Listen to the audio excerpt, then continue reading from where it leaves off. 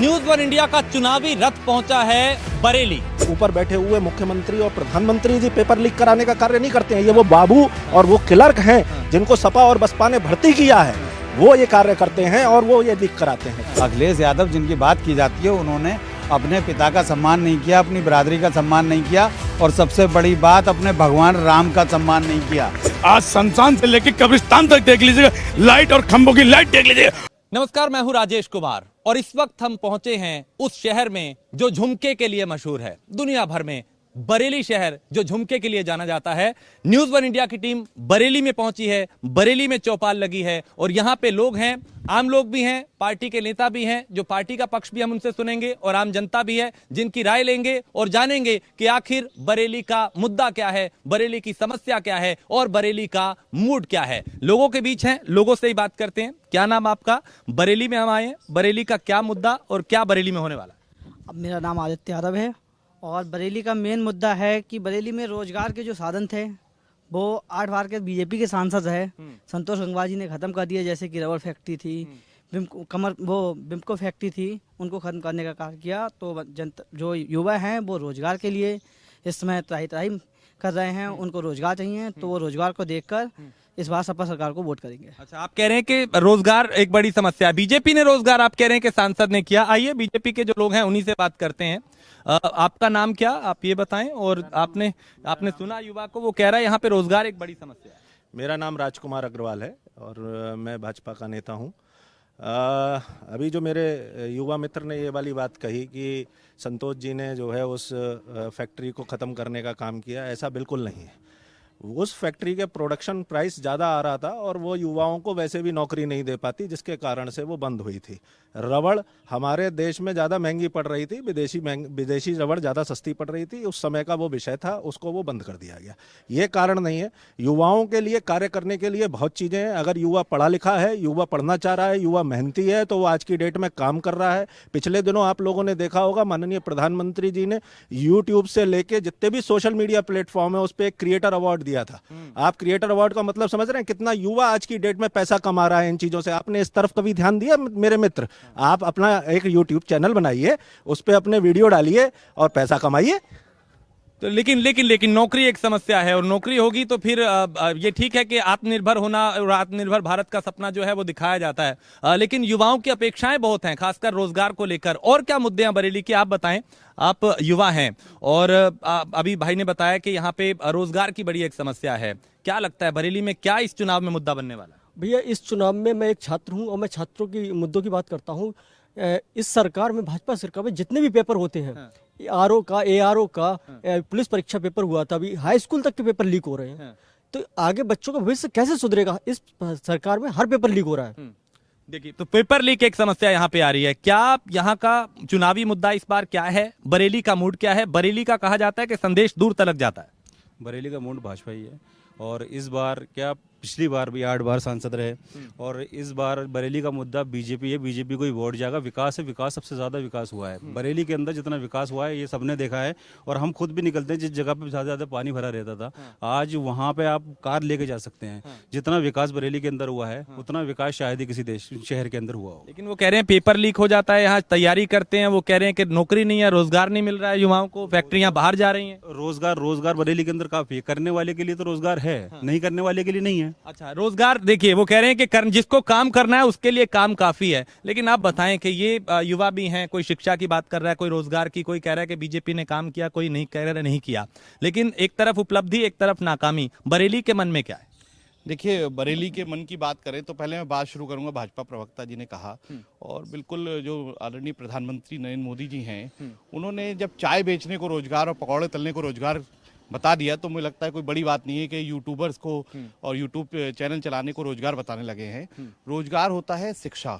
शिक्षा के माध्यम से जब आप इंजीनियर बनते हैं, डॉक्टर बनते हैं, आप तरह तरह के उद्योग लगाते हैं, लघु उद्योग लगाते हैं, स्टार्टअप करते हैं, मैं उसे रोजगार मानता हूं। मैं पकौड़े तलने को, चाय बनाने को और जो ये जीविका होती है, ये रोजगार नहीं होता है, जीविका है। जीविका और रोजगार में मुझे लगता है सरकार के लोगों को फर्क पता होना चाहिए।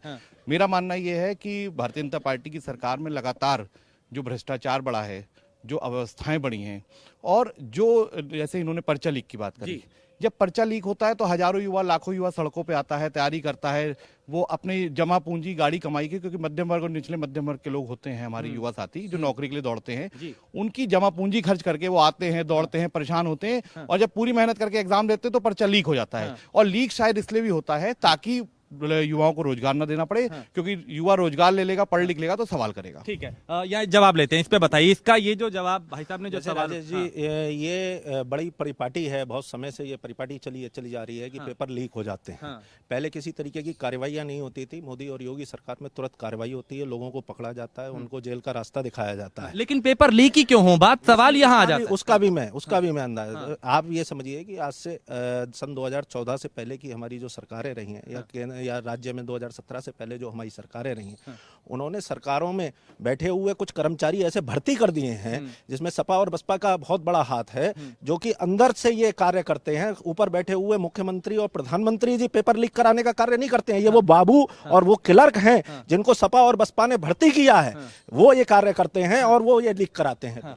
मुझे लगता है कि हमारे भाजपा प्रवक्ता जी को थोड़ा सा सामान्य ज्ञान अच्छा करना चाहिए, क्योंकि जो लोग पकड़े गए हैं उसमें ज्यादातर लोग भारतीय जनता पार्टी के कैबिनेट मिनिस्टरों के खास निकले हैं, कुछ ऐसे लोग निकले हैं जिनके मुख्यमंत्री जी के साथ फोटो हैं, और वो लोग सरकार से संरक्षित प्राप्त लोग हैं। और पिछले 10 पेपर लीकों में कितने लोग जेल गए इसकी सूची बता दे, कितने लोगों के घर पे बुलडोजर चला इसकी सूची बता दे, जो ये कहेंगे मैं मान लूंगा। ठीक है, जवाब लूंगा मैं आम लोगों के पास भी।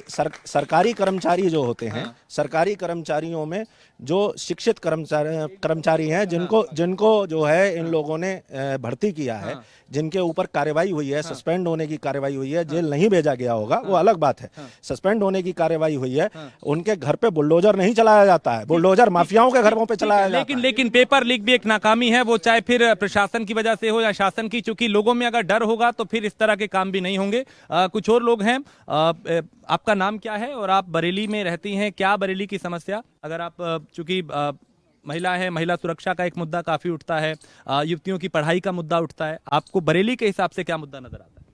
मेरा नाम मुस्कान खान है और मैं सबसे पहले ये कहना चाहूँगी, क्योंकि मैं महिला हूँ, मोदी जी ने सबसे बड़ा काम हमारे लिए ये किया है कि 3 तलाक का मुद्दा उठाया। जो महिलाएं परेशान रहती थी, उनके पति मारते थे, तोड़ते थे, घर से बेघर कर देते थे, बेचारी यहाँ वहाँ रोती पीटती थी, आज वो बहुत सुरक्षित हैं, बहुत सेफ हैं, बहुत खुश हैं अपने घर में। और दूसरी बात ये है कि गुंडा राज खत्म किया मोदी जी ने, जो 12-1 बजे अगर महिला निकलती थी दिल में दहशत डर लेके निकलती थी, आज वो बिल्कुल सुरक्षित है, खुश है।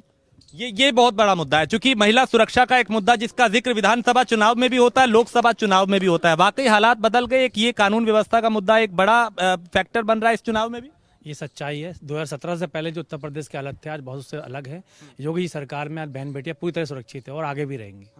क्या मुद्दा इस चुनाव का, चूंकि सुरक्षा की बात होती है, शिक्षा की बात होती है, लेकिन जब हम बरेली की बात करें तो यहाँ का क्या मुद्दा सबसे अहम जिस पे चुनाव होने जा रहा है? नहीं, देखिए, जिसका हमारे माननीय प्रधानमंत्री जी ने जो कर रहा है लोगों के लिए, तो वो आदमी को दिख रहा है और वो चाहते हैं कि यही सरकार आगे आए और हमारे आगे काम करे।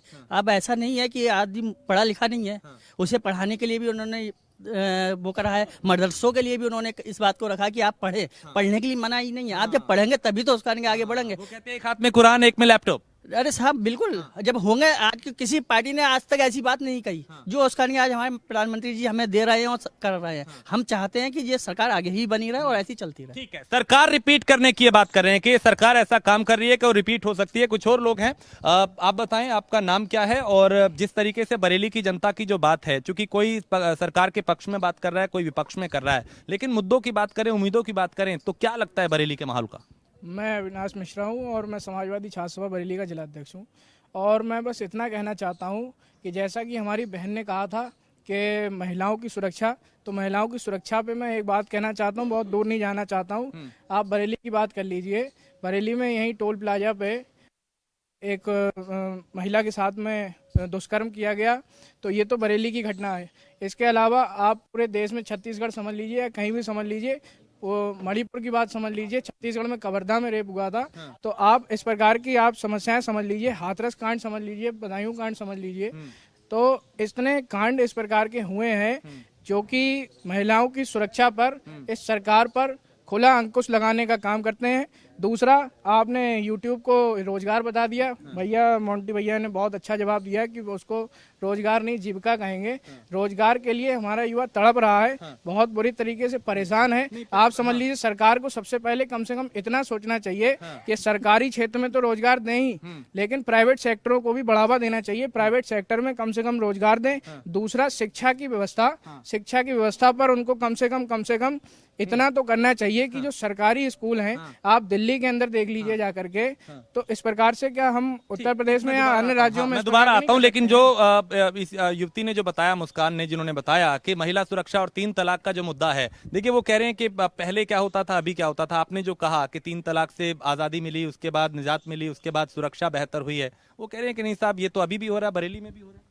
देखिए, कहने की बात कह रहे हैं तो कहने की तो कोई बात नहीं है, विपक्ष कुछ भी कहता है, क्योंकि हमारी पार्टी आगे बढ़ चढ़ के जो है आगे कामयाब हो रही है, इसलिए कहने वालों पे मत जाइए आप। और रही बात रेप की, तो रेप इनकी जब सरकार थी तो क्या नहीं होते थे? आज मोदी जी की सरकार में 90% बहुत कम हुआ है, और 1% रह गया, आगे जीतने के बाद वो भी कम हो जाएगा, बिल्कुल खत्म हो जाएगा। ठीक है, ये देखिए, ये कह रहे हैं कि भाई अभी 90% हुआ है और आगे भी खत्म हो जाएगा। अगर इस सरकार की बात करें तो क्या जिस तरीके से बाबा का बुलडोजर, मोदी की गारंटी और चूंकि डबल इंजन की सरकार, इनका जिक्र हम हर चुनाव में, रैली में अभी हम सुन रहे हैं। दूसरी तरफ विपक्षी खेमा है जिसमें बिखराव भी है, जिसमें कई और चीजें भी आती हैं। कैसे मुकाबला कर पाएंगे?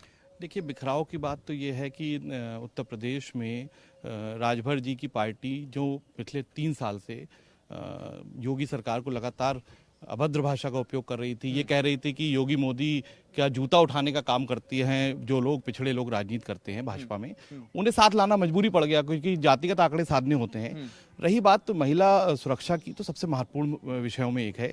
मैं आपको बताना चाहूँगा, केंद्र सरकार की जो जांच एजेंसी है, उसने ये डाटा जारी किया है कि महिला उत्पीड़न में, महिला अपराध में उत्तर प्रदेश नंबर 1 है पूरे देश के अंदर, सारे प्रदेशों में। और इसके बाद मेरे पास सूची है, मैं उपलब्ध करा दूंगा। और ये केंद्र सरकार की रिपोर्ट है, मेरी रिपोर्ट नहीं है। और अपराध कैसे कम होता है, माननीय राष्ट्रीय अध्यक्ष श्री अखिलेश यादव जी ने डायल 100 जैसी सुविधा दी, जहां खेत पे बैठा हुआ आदमी जब फोन करता है तो पुलिस वहां जाने का काम करती है। पहले क्या होता था, पहले जब लड़ाई झगड़ा होता था, लोग पुलिस थाने फोन करते थे, पुलिस जब तक आती थी तब तक अपराध बढ़ जाता था। एक बात। दूसरी बात, महिला सुरक्षा के लिए 1090 जैसी जो सुविधा उपलब्ध कराई माननीय राष्ट्रीय अध्यक्ष जी ने, उस कारण आज आप ये समझिए ऐसा नेटवर्क बना है कि महिला अगर सिर्फ एक फोन कर दे तो अपराधी थर-थर कांपता है। इसकी जो मूल है वो माननीय राष्ट्रीय अध्यक्ष अखिलेश यादव जी। ठीक है, मैं जवाब लेता हूं, मैं आपके पास आऊंगा, लेकिन आप बताएं, अपना नाम बताएं और ये बताएं कि यहाँ तो सीधा ये कह रहे हैं कि अखिलेश यादव ने जो किया वो अब तक योगी नहीं कर पाए। हाँ, बिल्कुल सच। मेरा नाम अनीस अंसारी है, मैं बरेली से हूँ। अखिलेश यादव ने जो किया, अखिलेश यादव के पिताजी ने जो किया, वो तो इस सृष्टि का कोई बंदा नहीं कर सकता। अखिलेश यादव जिनकी बात की जाती है, उन्होंने अपने पिता का सम्मान नहीं किया, अपनी बिरादरी का सम्मान नहीं किया, और सबसे बड़ी बात, अपने भगवान राम का सम्मान नहीं किया। जिस आदमी ने इन सबका सम्मान नहीं किया, वो आम जनता का, आम वोटर का क्या सम्मान करेगा। दूसरी बात रही बलात्कार की, आपके ही एक बहुत बुजुर्ग नेता ने, नाम लेने से कोई फायदा नहीं, सब समझते हैं, उन बुजुर्ग नेता ने एक रेप कांड पे कहा था, लड़के हैं, गलतियां हो ही जाती हैं। ऐसी शर्मनाक बात हमारी पार्टी भारतीय जनता पार्टी के किसी नेता ने नहीं कही। रही बात योगी मोदी और भारतीय जनता पार्टी की, बिना पक्षपात के बात कर रहा हूं मैं, योगी ने और मोदी ने उन गरीबों को जो बीमारी से मर जाते थे बिलक बिलक के, 5 लाख रुपए के आयुष्मान कार्ड देने का काम किया। जो गरीब, चाहे हिंदू हो या मुसलमान, जिनके घर में अनाज नहीं था, रिक्शा चलाने वाले अपने बच्चों को पढ़ाएं या खाना खाएं, बच्चों को पढ़ाने का जुम्मा घर वालों ने लिया, और उनके लिए अनाज का काम, अनाज देने का काम योगी मोदी ने दिया, भारतीय जनता पार्टी ने दिया। जो बहनें घर में आंखें फोड़ती थी, चूल्हा जलाती थी, लकड़ियां इकट्ठी करती थी, उनके लिए सिलेंडर देने का काम योगी मोदी ने बिना पक्षपात के दिया। मैं मुस्लिम समाज से आता हूं, अभी आप शहर का सर्वे देखिए, निकलवाइए आप सरकारी रिकॉर्ड, और घर घर मैं लेके चलता हूं आपको। आप देखिए, जिनके बाप दादाओं के मकानों पे छत नहीं थी, लेंटर नहीं थे, जो पिन्नी में रहते थे, आज उनके घर पे प्रधानमंत्री आवास योजना के मकान बनाए, भारतीय जनता पार्टी ने बनाए, योगी मोदी ने बनाए। और रही बात, अभी एक भाई ने ये कहा था दिल्ली जाकर देखिए, अब दिल्ली वाला कहाँ है वो भी देखिए, और दिल्ली वाले के साथ कौन है ये देखिए। ये चोर चोर मौसेरे भाई गठबंधन बना लिया। देश का कोई भी समझदार नागरिक सपा बसपा भाजपा, मतलब सपा बसपा वगैरह पे कोई कहीं नहीं जाएगा। भारतीय जनता पार्टी देश की एकमात्र पार्टी है जिन्हें देश हित और जनता के हित की बात की है। ठीक है, ठीक है, ठीक है। नहीं, नारे नहीं, अभी तो हम बात करेंगे मुद्दे की कि ये बताएं, मैं आपके पास आया था अभी, आपका नाम क्या है और बरेली का सबसे हॉट मुद्दा, अगर सबसे गर्म सियासी मुद्दे की बात करें तो वो इस चुनाव में क्या रहेगा? मैं सुशील शर्मा, भारतीय जनता पार्टी के जन्म से कार्यकर्ता हूँ। पहले के समय में सपा कहती थी मैं सपा का नेता हूँ, खाली प्लाट हमारा है। थाने से, चौकी से इनके विधायक और मंत्री लिस्टें बनाते थे कितना पैसा चाहिए हमें महीने के महीने। आज योगी जी ने वो सब चीजें खत्म कर दी। खाली प्लाट ये लोग कब्जा कर लेते थे, महिलाएं परेशान होती थी हमारा प्लाट नहीं मिल रहा है। आज योगी जी ने उनकी जमीनें छीन करके गरीबों के लिए मकान बनाए। ये बरेली, जिस बरेली की आप बात कर रहे हैं, बरेली में 2017 से पहले लाइट नहीं मिलती थी, पंखे ऐसे चलते थे। आज शमशान से लेके कब्रिस्तान तक देख लीजिएगा, लाइट और खंभों की लाइट देख लीजिए और पंखे देख लीजिए कैसे चलते हैं। ठीक है, अभी पता कर लेते हैं, मैं आपके पास आता हूँ। हाँ, भाजपा ने बनाया हो, एक भाजपा के द्वारा बनाया हुआ बिजली पावर प्लांट बता दें। ठीक है,